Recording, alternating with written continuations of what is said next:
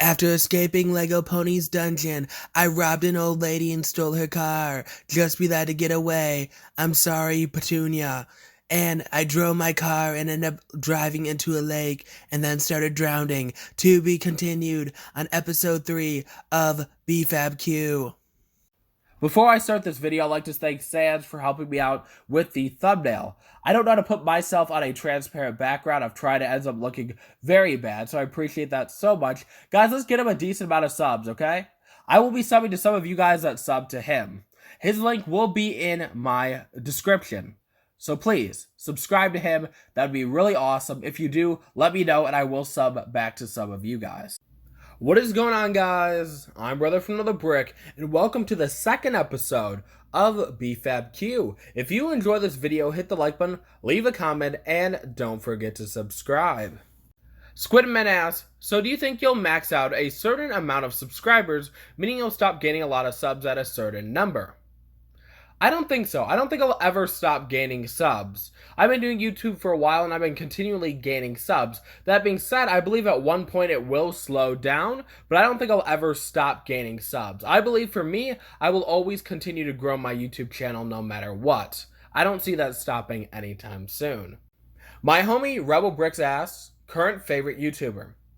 Now regarding the Lego aspect of it, it is Just Too Good. It's crazy that I've been subbed to Just Too Good since 2 or 3K subs on my main channel, my personal account, which I watch non-Lego stuff. I remember Just Too Good in one of his videos, he said, this BFAB guy, he didn't say, BFAB, he said my real name, is a cool guy. And I'm like, oh my goodness, that was amazing back in the day when he had 2 or 3K subs and I had like 9 subscribers on my personal channel. Like, I freaked out, I fanboyed.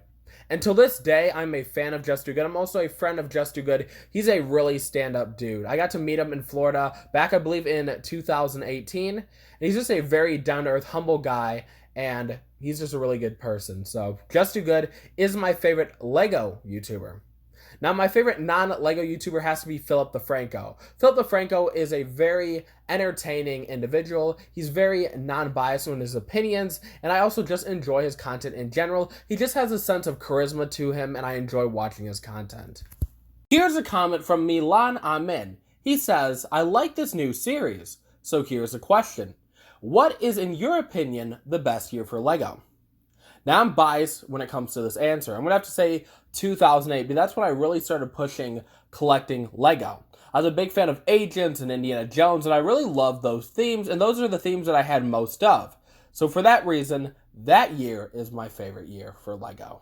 Joshua H. asks, thoughts on Lego Avatar: The Last Airbender? In 2006, LEGO released 2 sets based on Avatar. We had the Air Temple and the Fire Nation ship. Both sets, in my opinion, were quite appealing. That being said, I don't think I'll ever get them. They go for hundreds of dollars on the aftermarket, and for me, it's not worth it. But my friend Mini Brick recently designed an idea set for Avatar, which reached 10,000 supporters, and I feel like it's going to get made. And also, for the sake of Sans, my good friend Sans, I hope Avatar gets made. We now have a question from Sean's Lego channel. He asks, if there's one current Lego theme you'd want to retire, what would it be? Now, currently with the Lego themes that are on the market, I'm quite content with all of them. But regarding like what I want to retire, I'd have to say Friends. Friends is not even a bad theme. Like, most of the sets actually look quite nice, but it's not targeted for my demographics or my gender. And for that reason, I don't care for Friends, but overall, those sets are designed extremely well and even designed better than a lot of the Lego sets you see in like City. But overall, I would choose Friends. AWM Lego Films asks, if Lego were to introduce rated R themes, what movies/shows would you like to see them tackle? And would you buy Netflix Daredevil sets? So let's respond to the first half of the question first. So for rated R movies or TV shows that I would like to see, for movies I would like to see Deadpool Lego sets. I'd also like to see 50 Shades of Grey Lego sets. Yeah, I probably shouldn't say this on the channel, but whatever, 50 Shades of Grey Lego sets, baby! Now, would I buy Netflix Daredevil sets? Heck yeah.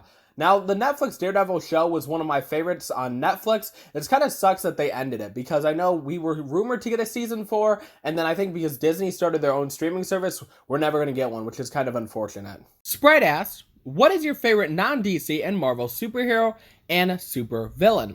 And he gives some examples: Incredibles, Hellboy, Danny Phantom, Green Hornet, etc. Now I'm just going to take one from your comment. I'm going to have to say Hellboy. And the reason I like Hellboy is he's played by David Harbour in the Hellboy movie. Other than that, I really don't know like what other superheroes that would be like my favorite that wouldn't be Marvel or DC, because I, kind of affiliate superheroes with Marvel and DC, and I think I will always do that. Joseph HD27 says, "Yeah, it's too bad some people can get petty over YouTube. Just keep doing what you're doing. I really enjoy watching your content, sir. What is your worst set you ever got?" Now, I have to say the worst that I ever got is the 2011 PlayStation. Now, the reason I don't like this PlayStation, it's extremely fragile, and I was kind of forced into buying it. I remember when I had sold one of my Mr. Golds, the money that I got, I went and I bought the 2011 PlayStation at Target. Now, my siblings were really pushing for me to buy it, and I really didn't want it. Well, we all kind of wanted a PlayStation in our city, and I regret it. I feel like the reason I don't like it is because I got it based off of peer pressure. Gladiator Bricks Productions asked, "What are your thoughts on Clone Army Customs and Brick Warriors and Brick Forge and custom painted minifigs?" Now, I don't care for Clone Army Customs, Brick Warriors, or Brick Forge. I'm not into those type of custom stuff. That being said, my friend Shy actually bought me one of the custom Marines from Brick Mania, and I do like that minifig a lot. That being said, I would never go out of my way to buy a custom minifig. And what is my opinion on the custom painted minifigures? I feel like a lot of people in the LEGO community are not good at painting custom minifigs. I've seen a lot of people try, and their projects look like crap, just being honest. I think the only person that really sticks out, I'm not saying other people are horrible at it, but I've seen a lot of crappy ones, is Michael MGF. That dude is extremely talented, and I feel like he's wasting his talent not making more custom minifigs. I don't know what he's doing with his life right now, but he totally should be making more custom minifigs. We have a question from Dark Shadow. He says, "Hey mate, hope all is well. So my question is, if you wanted to see LEGO make a theme based on a license, what would it be and why?" Well, I have two. First would be Hawaii 5-0. I've been obsessed with Hawaii 5-0 since it came out back in the day, like a long time ago. I used to watch reruns on MeTV of the old classic Hawaii 5-0. But what do I like better? I like the new 2010 rebooted version, which just recently ended, which is unfortunate. But I've been a fan of Hawaii 5-0 for a while, and I hope they make some sets based off either the old one or the new one. I could care less. And then Family Guy. LEGO, I don't know why you're not going after the Family Guy market. I would love to see a Family Guy house. That would be amazing. Give us one LEGO set with the Family Guy house and all the characters, or all the main characters, and that set is going to sell like hotcakes. I know LEGO doesn't want to tap into the Family Guy market because it's kind of like a PG-13 area, and LEGO really doesn't like going there. And I know Family Guy sometimes does cross the line, but come on, LEGO. Family Guy house as a LEGO set. We need that. Ian Build asks, "What do you think is the best and worst LEGO idea set? Also, keep up the great work. You are my favorite LEGO news YouTuber." Yes, I made it! I made it! I made it! Okay, my favorite LEGO idea set has to be Voltron. Now, I don't own Voltron yet, but I feel like one day I would love to own that set. Now, my least favorite has to be the Adventure Time set. It is a very disappointing set. Now, here's the issue, and this is why I did so bad too. LEGO released a dimension pack for Adventure Time around the same time as they released the idea set. Well, the reason people wanted the idea set is because they just wanted Adventure Time in any way we could get it. So then when LEGO released the minifigs, nobody really cared about the set anymore, and personally I think it's a really crappy set. Now we have a question from M Productions. He says, "Is working constantly on videos unhealthy?" Now for me, I don't think it's unhealthy, but I think it can be very tiresome, and you can get bored really easily. For me, I've tried to make daily videos, I've failed, I've had, streaks where I go, a week in a row, and then I, just quit. It's very hard to do. For me, though, I've stayed up some nights and got zero sleep knowing that some news would be out a certain day, and to be first, sometimes you just can't sleep. So it can be unhealthy for people if you're willing to go and do that. For me, I've lost some sleep working on videos at night, like top 10 videos, or even like this Q&A series. I've spent hours on these type of videos, and I do end up missing some sleep, but I don't think it's unhealthy because I don't go over the top with it. So I guess it really depends. Jawa asked, "What LEGO Star Wars Battle Packs would you like to see LEGO make next year, and what do you think they will actually make?" Now, I don't know a lot about Star Wars, but I would love to see another Mandalorian Battle Pack. I feel like there's more Mandalorians in the TV show when I watched it, and I feel like LEGO could have made another one if they wanted to. though I'm pretty sure they all ended up getting killed at the end, from what I recall. Hopefully I didn't spoil anything for y'all. If I did, I'm sorry. If you were a true Star Wars fan, you probably would have already watched it. And what do I think LEGO will make? I have no idea. I just don't really keep up with Star Wars a lot. I do buy a decent amount of Star Wars sets every year. When I say a decent amount, I say like about, I don't know, 8 to 15 Star Wars sets a year. And as someone who's not a devout Star Wars fan, I think that's a decent amount. The Kid had the top comment on my last Q&A series. So what did he say? Hi BFAB, hope you're having a great day. Here is a question. Do you think you will ever change your name to just BFAB? But I see a lot of people say you need to change it, but you never did, so I hope you answer this question. Bye and have a good day. Now, here's the reason why I've not changed my channel to just BFAB. A lot of people call me BFAB, most people call me BFAB, but here's why. If you type in BFAB in the YouTube search bar, barely any of my videos show up. There's a BFAB dance crew which literally has a space. So if I for some reason rebranded my channel to BFAB, my videos are not going to show up when you type in BFAB. So that's kind of the dilemma, when it comes to this stuff. The dance crew is kind of popular in general. I can't compete with them at the moment. And even if for some reason I became a huge YouTuber, maybe one day, maybe if I get to like 100k subs for some reason, I would do that. But like right now, I don't have the space. Now, you type in Brother from Another Brick, all my stuff shows up. So at this point, I believe it's smarter to keep the name Brother from Another Brick, but maybe in the future, if I become like a huge YouTuber where I have a lot more space on YouTube, maybe I'll change it to BFAB. But at this moment, I think keeping it to Brother from Another Brick is the smartest move. Apprentice Builds. Oh, you changed your name, man. Okay. Have you played any LEGO video games?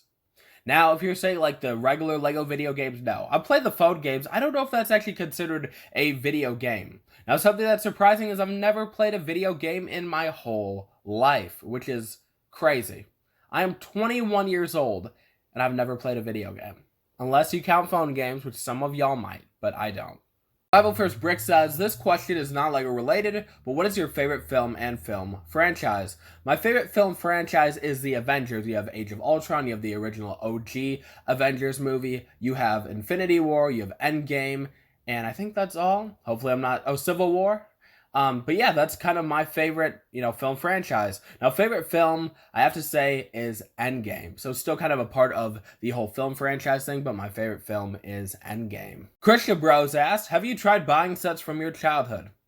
The answer to that is yes. So one of the first sets that I brought from my childhood was the Aqua Raider Deep Sea Hunter set. I believe that's the name of the set. I also got the Spider-Man Street Chase. I got some Agents and Indiana Jones.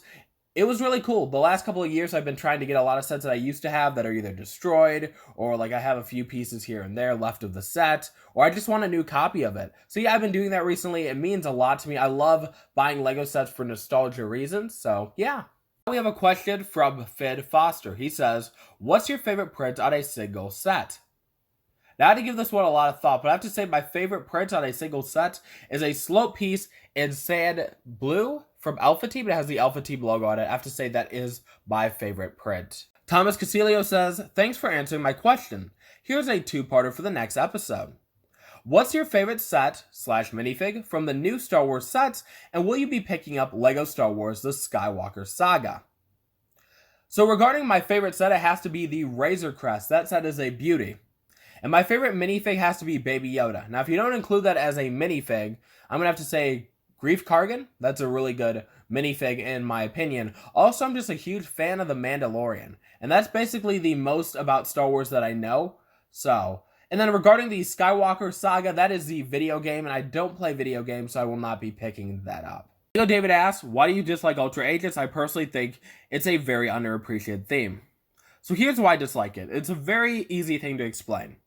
In 2014, I remember when Brickshow made a video saying that Agents was coming back. Well, young BFAB saw that and freaked out. I was really happy. I'm like, the OG Agents are back. I remember telling my siblings, we all just freaked out. We were all very happy that Agents was coming back. Well, guess what? Agents didn't come back. We got Ultra Agents. That's the main reason why I'm kind of disappointed. I'm not saying the Ultra Agent sets are bad, but compared to the original OG Agents, I think they're crap. Compare it to like this. Lego David, you are a Bionicle fan. I know that. I've seen your videos. So, when Hero Factory came out, right? When they canceled Bionicle and then brought in Hero Factory, you were probably not happy. I don't know your whole stance on Hero Factory, but then I know a lot of Bionicle fans were very, very upset that Hero Factory took Bionicle's place. And so what did they want? They wanted the original OG Bionicle back. And in 2015, LEGO brought it back, but they didn't bring it back the way that the fans wanted it. And they were really upset about it, and Bionicle sales tanked, and then they had to axe it really early on. I believe it's the same thing with Agents, right? The thing is, the fans wanted back Agents. They gave us Ultra Agents. The fans really didn't care for Ultra Agents, so Ultra Agents didn't sell well. I think that's the best way of explaining it. Hopefully I answered your question. Thank you for all the questions. Again, I might go back and I might pick up some questions that y'all left that I did not answer, but we'll see. But feel free to leave some new questions, or if I did answer your question, copy and paste it for whatever episode that we're on and leave it below. I'll be answering your questions hopefully Sunday. I know this episode got delayed till Monday, but yeah, I'm Brother from Another Brick. You guys are awesome, and well, have a great day.